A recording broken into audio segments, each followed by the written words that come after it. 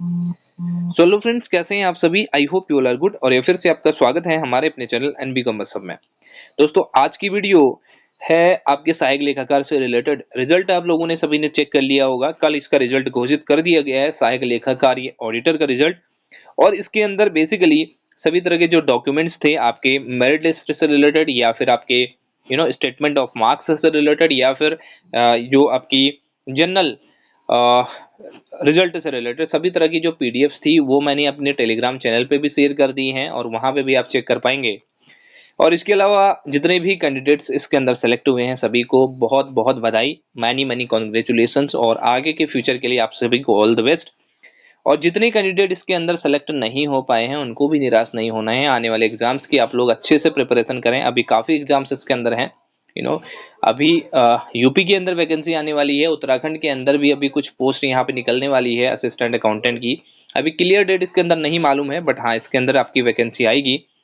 और यूपी के अंदर भी वैकेंसी निकलने वाली है। तो आप, ऐसा नहीं है कि एक ही स्टेट पे आप लोग यहाँ पे फोकस कर सकते हैं। अगर आपकी अच्छी प्रिपरेशन है तो अदर स्टेट्स में भी आप लोग अप्लाई कर सकते हैं। और इस एग्ज़ाम में आप सभी को एक रियलिटी पता थी, एक जो हम लोग कहते हैं ना कि एक सच ये था कि जितने भी सीट्स थे उतने ही सिलेक्शन होने थे, बाकी लोगों को बाहर होना ही था। तो जो टॉप के जो स्टूडेंट बचे वो लोग सेलेक्ट हो गए, बाकी के लोगों को बाहर होना ही था। ये बेटर ट्रूथ है इसके अंदर।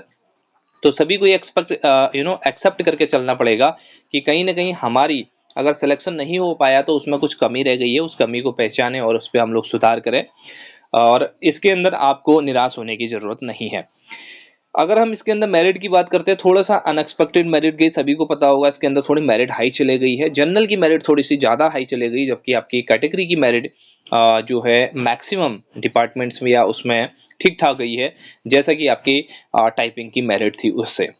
अब यहाँ पे देखेंगे सहायक लेखाकार की अल्मोड़ा की जो वैकेंसी है उसके अंदर देखेंगे अनरिजर्व्ड की 63.63 गई है, जबकि इसके अंदर अगर हम लोग बात करें अनुसूचित जाति की 50 गई है।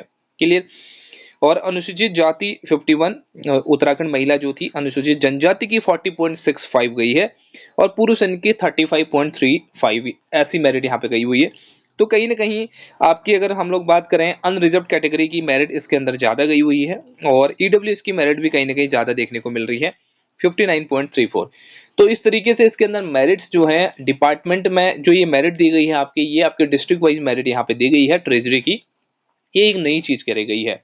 पहले मेरिट आती थी जो जनरल आती थी मेरिट, लेकिन इस बार आपकी अलग अलग जो डिस्ट्रिक्ट है उसकी अलग अलग मेरिट यहाँ पे बनाई गई है।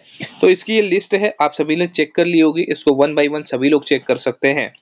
और अलग अलग डिस्ट्रिक्ट में अलग अलग मेरिट यहाँ पे देखने को मिली है, और कुछ डिस्ट्रिक्ट में कम भी मेरिट यहाँ पे गई है। जैसे यहाँ पे है गढ़वाल जनपद में, यहाँ पे 59 गई है आपकी अनरिजर्व कैटेगरी के लिए। और अगर हम बात करते हैं दो चार डिस्ट्रिक्ट की, और यहाँ पे हाई मेरिट गई हुई है, अगर हम बात कर रहे हैं जनपद देहरादून की, तो 67.42 यहाँ पे गई हुई है। और बागेश्वर के अंदर सबसे कम आई थिंक गई है, इसके अंदर 58.83 इसके अंदर गई है।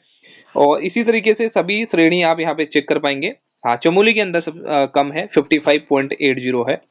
तो ये सारे आप वन बाय वन अपने अकॉर्डिंग यहाँ पे चेक कर पाएंगे।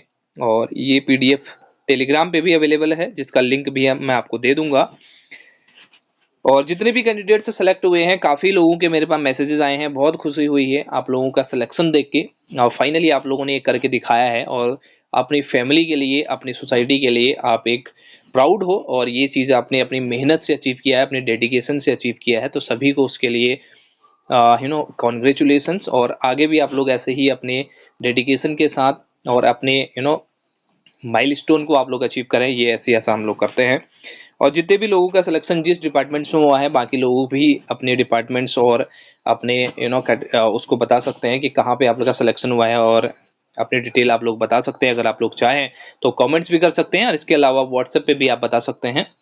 और अगर किसी को किसी तरह का इसके अंदर डाउट है, या कोई रिजल्ट से रिलेटेड डाउट है, जैसे एक डाउट ये था कि 32 स्टूडेंट का जो रिजल्ट है वो रोका गया है अभी, वो एनओसी वाले स्टूडेंट हैं, मैक्सिमम स्टूडेंट उसके अंदर एनओसी वाले हैं। और कुछ स्टूडेंट का ये भी कहना है कि हम लोग ऑलरेडी जॉब में नहीं हैं, हमारा कोई एनओसी का इसके अंदर चक्कर नहीं था, फिर भी हमारा जो रिजल्ट है वो यहाँ पे नहीं दिया गया है।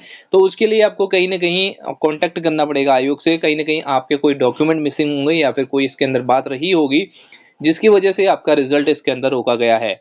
तो उसके लिए आपको आयोग में फिजिकली जाना पड़ेगा, विजिट करना पड़ेगा, वहाँ पे एप्लीकेशन देनी पड़ेगी और उसके बाद बात करनी पड़ेगी। तभी आपको पता चल जाएगा एक्चुअल रीजन क्या है कि आपके रिजल्ट को रोका गया है।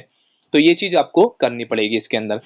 तो सभी लोग इसको देख सकते हैं। और जहां तक आपकी ज्वाइनिंग का सवाल है, तो जो आपका ज्वाइनिंग लेटर है बेसिकली वो आपका 1 से 1.5 महीने की बात आप मान सकते हैं, 1.5 से 2 महीने के अराउंड इसके अंदर लग सकते हैं। ये जनरल एक प्रोसीजर होता है जिसको कंप्लीट करना होता है। अभी आपका वेरिफिकेशन होगा, पुलिस वेरिफिकेशन होगा, और उसके अलावा इसके अंदर आपके अभी विभाग को संस्तुति भेजी जाएगी। डिपार्टमेंट के अलग अलग जो डिपार्टमेंट्स हैं उनको आयोग संस्तुति भेजेगा, और उसके बाद फिर आपके ज्वाइनिंग लेटर यहाँ पे दिए जाएंगे। तो ज्वाइनिंग में आपके 2 से 3 महीने का एक आपका टाइम फ्रेम आप मान के चल सकते हैं इसके अंदर रहेगा।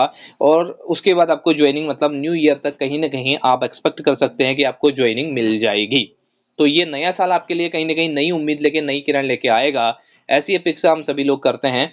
और इसके अलावा एक अलग से ग्रुप मैंने बनाया हुआ है ऑडिटर के लिए। जितने भी ऑडिटर में सेलेक्ट स्टूडेंट हैं उनके लिए एक व्हाट्सएप पे ग्रुप मैंने बनाया हुआ है। अगर आप चाहे तो उस ग्रुप को ज्वाइन कर सकते हैं फॉर योर ऑल कन्वीनियंस। तो उसको मैंने लिंक टेलीग्राम चैनल पे भी डाल दिया है, तो आप लोग चाहे तो अपनी डिस्कशन उसके अंदर कर सकते हैं। और बाद में आप लोगों को मिलके काम करना है, सभी को अलग अलग डिपार्टमेंट्स में है, बट कोऑर्डिनेशन आप सभी का रहेगा। तो इसके लिए अगर आप चाहें तो वो ग्रुप भी ज्वाइन कर सकते हैं। तो इस वीडियो में इतना ही था। बाकी रिजल्ट आप सभी ने देख ही लिया होगा, इसके अंदर कुछ नया बताने को है नहीं। और मेरिट वगैरह आप सभी ने देख ही ली होगी, जिसका जो डिपार्टमेंट है। अब इसके अंदर काफी लोगों को लगेगा कि उसको वो डिपार्टमेंट मिल गया, मुझे ये डिपार्टमेंट मिल गया, तो ऐसा कुछ भी नहीं है। अपनी जो डिपार्टमेंट मिला है उसमें आपको फोकस करना है। जॉब किसी भी डिपार्टमेंट में कोई बुरी नहीं होती है, ठीक है। आपको इंटरेस्ट बेसिकली कितना है वो डिपेंड करता है। काम हर जगह करना पड़ता है, ठीक। और सैलरी आपकी सभी की समान है, सभी की बराबर सैलरी है जहां पर भी आपका सिलेक्शन है। और थोड़ा सा इन्वायरमेंट का फर्क होता है। आपका अगर अच्छा नेचर है, बिहेवियर है, आप मेहनती हैं, आप डेडिकेटेड हैं, तो फिर आपको उससे कोई फर्क नहीं पड़ता है। आप जहां जाएंगे वैसा माहौल आप वहां पे क्रिएट कर लेंगे, तो इससे कोई फर्क नहीं पड़ता। उसके लिए आपको परेशान नहीं होना है। जिसको फर्स्ट चॉइस नहीं मिल पाई उसके लिए भी कोई प्रॉब्लम यहाँ पे नहीं है। और ये मान के चलिए कि आपको जॉब मिली है, ये बहुत बड़ी बात यहाँ पे है। आपकी मेहनत का फल आपको मिला है, तो इस चीज के लिए आपको परेशान नहीं होना है। कोई और अगर आपका डाउट है तो कमेंट्स कर सकते हैं। और आज की वीडियो में इतना ही था। फिर मिलेंगे नेक्स्ट वीडियो में। अगर कोई डाउट यहाँ पे आपकी अपडेट रहेगी तो फिर मैं आपको इसके अंदर वो अपडेट आपको दूंगा। तो मिलते हैं नेक्स्ट वीडियो में। Thank you so much, take care, have a nice day, bye bye.